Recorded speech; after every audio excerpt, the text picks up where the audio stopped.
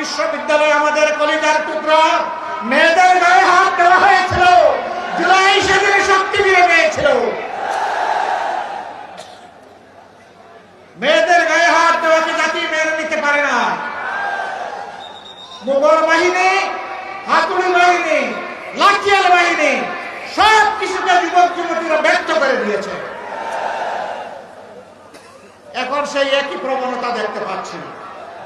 এক সময় যারা মজলুম ছিলেন তারা কেন জালিমের ভূমিকায় অবতীর্ণ হবেন আমরা বুঝতে পারি না। জায়গায় জায়গায় বিভিন্ন জায়গায় মাদেরকে ডিস্টার্ব করা হচ্ছে। তারা এদেশের নাগরিক, তাদের অধিকার আছে ভোট চাওয়ার, তাদের অধিকার আছে তাদের আদর্শ নিয়ে ভোটারদের কাছে যাওয়া। আপনি আপনার আদর্শ নিয়ে যান, আপনি চান, আমরা বাধা দেব না। আপনারা একদিকে বলছেন মায়েদের হাতে আপনারা দিবেন ফ্যামিলি কার্ড, আরেকদিকে সেই মায়ের গায়েই দিচ্ছেন আপনারা হাত। আপনারা মাদেরকে কিভাবে দেখবেন এখন বোঝা যাচ্ছে। মর্নিং শোজ দ্য ডে, সকালের সূর্য থেকে বোঝা যায় সারাদিন কেমন যাবে। ভোটের আগের হালত থেকে বোঝা যায় কেউ নির্বাচিত হলে আগামীটা কেমন হবে। মনে রাখবেন, সেদিন যেমন ঢাকা বিশ্ববিদ্যালয়ের আমাদের মেয়েদের গায়ে হাত দেওয়াকে জাতি ক্ষমা করে নাই, গর্জে উঠেছিল, ফুসে উঠেছিল। আজকেও মেয়েদের গায়ে হাত দিচ্ছেন নিজেদের কবর রচনা করবে। আমরা অনুরোধ করব, মেয়েদের গায়ে হাত দিবেন না, মেয়েদেরকে অপমান করবেন না, কারণ আপনার মা আছে। আপনার মাকে সম্মান করুন, তাহলে আপনি সারা দেশের মাদেরকে সম্মান করতে পারবেন। আর যে নিজের মাকে সম্মান করতে জানে না, এদেশের একজন নারীও তার কাছ থেকে সম্মান আশা করে না। আপনারা দেখেছেন মাথা গরম হওয়ার কারণ আছে।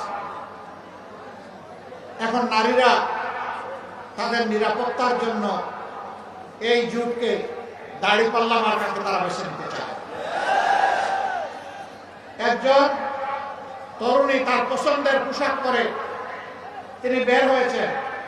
একজন সাংবাদিক মাঝে মধ্যে ওই যে রিয়াকশন নেই, ভোট দিবেন কারে। তারা জিজ্ঞেস করেছে আগামীতে রাষ্ট্রক্ষমতায় কাকে দেখতে চায়। তিনি বলেছেন জামাত। কেন? বলে যে জামাত আসলে দেশটা ঠিক করে। আপনার এই পোশাক তো আপনি করতে পারবেন না। পারবো না।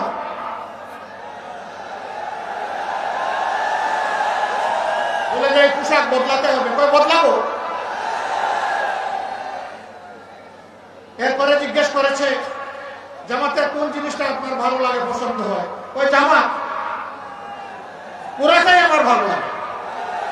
এগুলো দেখার পরে মাথা ঠিক থাকবে? ঠিক রাখতে হবে। যদি গণতন্ত্রে বিশ্বাস করে থাকেন তাহলে অন্যের মতামতকে প্রাধান্য অবশ্যই দিতে হবে।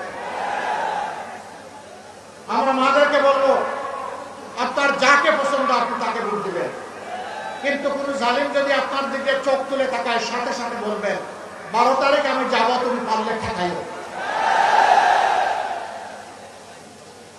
যে মায়েরা শরীফ উসমান হাদির মতো সন্তান জন্ম দেয়, আবরার ফাহাদের মতো সন্তান জন্ম দেয়, আবু সাইদের মতো সন্তান জন্ম দেয়, সেই মায়েরা আল্লাহ ছাড়া কাউকে পাত্তাই দেয়।